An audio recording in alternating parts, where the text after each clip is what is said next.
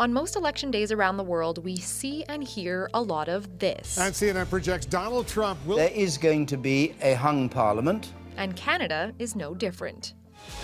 Global News is now projecting a Liberal government. So how exactly do news organizations make these live projections before all the votes have even been counted?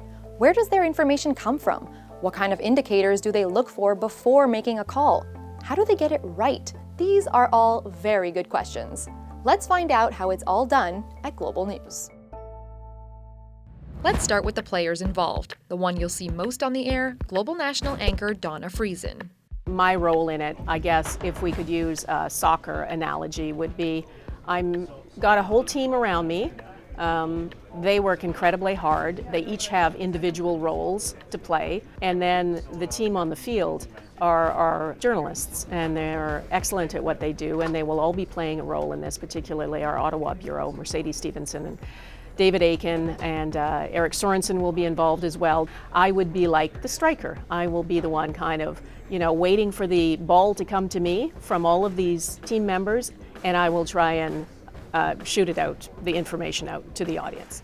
That information comes to her from the sidelines, also known as the decision desk, made up of experts crunching the numbers as they come in. We don't make projections until we have a pretty good idea. We don't just do it out of the seat of our pants. That's our performance analyst Barry Kay. The projections are based on extensive polling and social media analysis leading up to the election, voting history in the riding based on results from prior elections, and whether voters will follow previous trends. Basically, many of the ridings are going to behave more or less as they have in the past. If there's a 20% lead in a place where we expect a riding to go in a particular direction, we'll call that. Once the numbers get smaller than that, it takes a little bit longer, and some may go till the very end. And finally, the playing field, where all the action will take place on election night. It's our election playground. That's Eamon. We're going to have our national desk right in the center there in the far corner.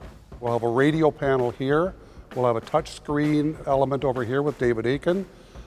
We will have also an augmented virtual in the center, which is going to be really cool with stuff growing out of the ground. You may be asking yourself, why do we do it this way in the first place? Why not just wait till Elections Canada counts all the votes? I'll let our striker answer that one. We only get a crack at this once every 4 years, not just the TV networks, but Canadians. That's how often we have federal elections. Until those votes are counted, it's drama. It's democracy in action. And so we want to be there covering it and not just pop up when it's all over and say, hey, here's your Prime Minister. So for a real-time explanation of how this all works, watch our special election coverage on October 21st.